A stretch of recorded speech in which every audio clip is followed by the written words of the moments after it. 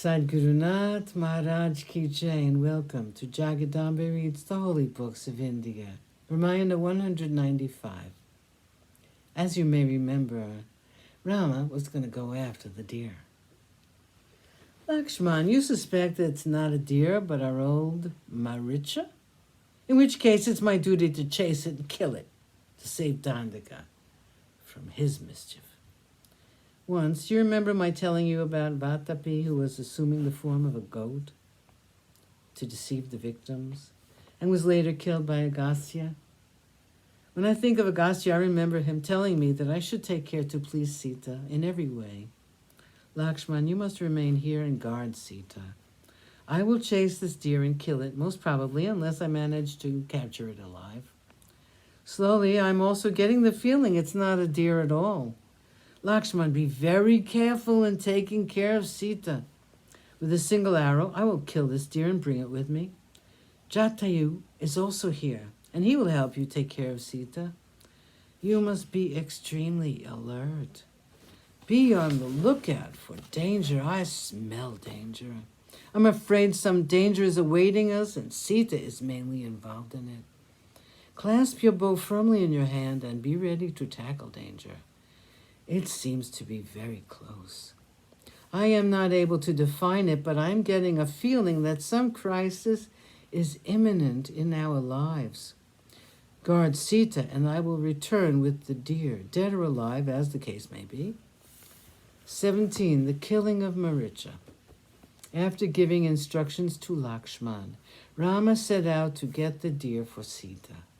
He strapped the sword to his waist. The quiver was on his shoulder, and his bow with the 3 beautiful bends in it was in his hand. He looked at Sita, and she was smiling with happiness.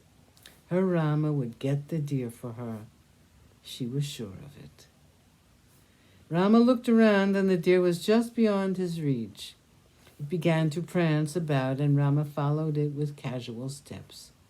After some distance had been covered, the deer seemed again to come within his grasp, but in the end it eluded him. It was an exasperating chase, since the deer was playing a game with Rama, a most tantalizing game. Suddenly, like a streak of lightning, it would appear before him, and turning its beautiful neck, it would look at him with terror in its eyes. At other times it would come near enough, as though exhausted by running about so much.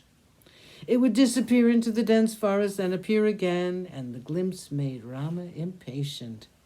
Like the moon, which is seen in the sky and is hidden by the clouds scuttling across the sky, the deer was seen and unseen by Rama. Before long, Rama realized that he'd come a great distance from the ashram. He was now getting angry. His impatience had turned into anger. He stood for a while on the grassy land, and the deer appeared suddenly in front of him. He rushed toward it, and the animal fled in panic. Rama decided to kill it as soon as it came within sight of him once more. Rama's anger knew no bounds now. He took an arrow out of his quiver and fixed it to the bowstring. He pulled the string to the utmost stretch, and, invoking the Astra Brahma, he dispatched it towards the deer. Spitting fire like a shooting star, the Astra entered the body of the deer and split it in 2. Maricha made a hideous noise and fell to the ground, no longer able to keep up his guise. He fell on the ground, and Rama saw his hideous form. He told himself, "So, Lakshman was right. This is Maricha, and my brother was astute enough to recognize him at once. I was not able to do so."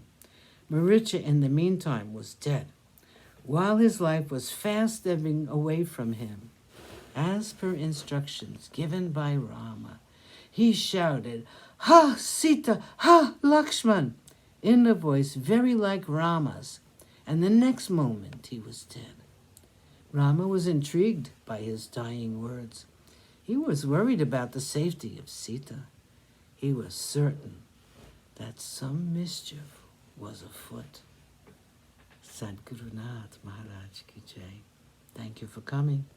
I hope you come again.